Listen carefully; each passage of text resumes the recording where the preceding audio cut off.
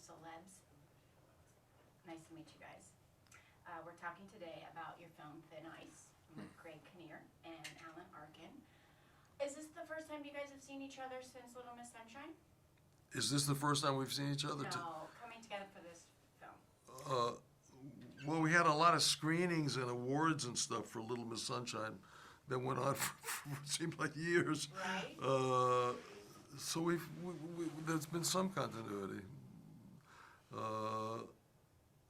But basically, yeah, I guess it's. This was the first movie we did since Little Miss Sunshine, yeah. Good reason to get back together. Another really strong story, I'd have to say.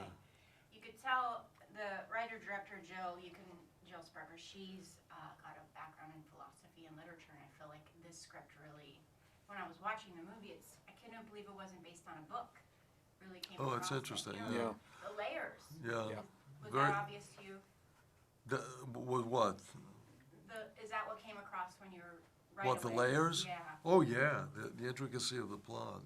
It's very hard to hang on to unless you're really paying attention, which is always a good idea. If you're doing something, you might as well be paying attention to what you're doing. But then you go threading back after you've seen the entire event is a lot of fun. And one of the ways I've described it to people, I say the first time you see it, it's a dark thriller, and the second time you see it, it's a comedy. I don't know another movie that you can say that about. And I felt like even seeing it one time, I felt both of those. It's like you laugh, but you don't feel like you should be. But that's what makes it so interesting, and I think that's what great. It was reminding me. Wonderful. What opportunities did you get playing Gorby that maybe you haven't in the past, or what did that character? Well, I've never got a chance to play Lawrence Welk before. For years, I thought I wanted to do a character that was based on Lawrence Welk. And Gorby didn't really turn out that way. I have no control over myself anymore. I used to have a pretty tight rein on the way I did things and the way it turned out, but now everything's up for grabs. So I said I'm going to do a Lawrence Welk, and I thought that's what I was going to do. And it came out, it was something completely different. And I just watched as it happened. I said, oh, this is kind of interesting, and I let it just be what it wanted to be. And how about you, Greg, playing Mickey? The word desperation kept coming forward for me. Mm-hmm. It's a very internalized character. What was your process in bringing that? Yeah, there was I'm from Indiana, so not too far from Wisconsin, and there was a part of just that world that kind of appealed to me. And Alan's the one who sent me the script, so I read it with enthusiasm, mostly hoping I could call him up and say, "Why did you send this to me? It's horrible."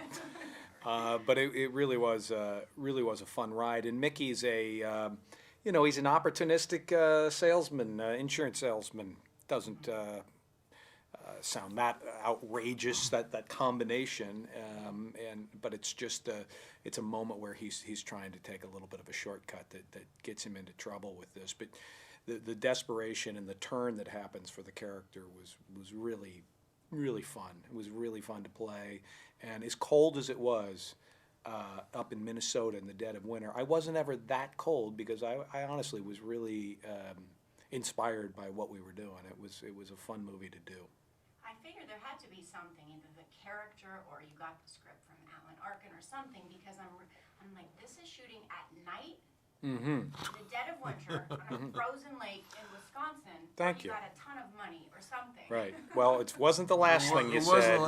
I don't know. There's some terrible mechanism in actors. I don't know an actor for whom this doesn't happen. Is that when you read a script, you get excited about the content and you forget what the conditions. Yeah. But after 45 years, I'm starting not to forget. It's just starting to make sense. But then you will forget again, and you'll be out on the frozen lake all over again. It just invariably happens. But that segues beautifully into my last question. It actually comes from a CELEBS.com fan of yours who wants to know, you have 100-something titles under your name. How do you keep things fresh still, doing something you've done so many times? And you could both. Well, I try not to I try not to play the same character over and over again. I mean, a lot of people did, and it worked for them. But to me, that would be a living death if I had to do the same character over and over and over again. I don't know what would keep me interested.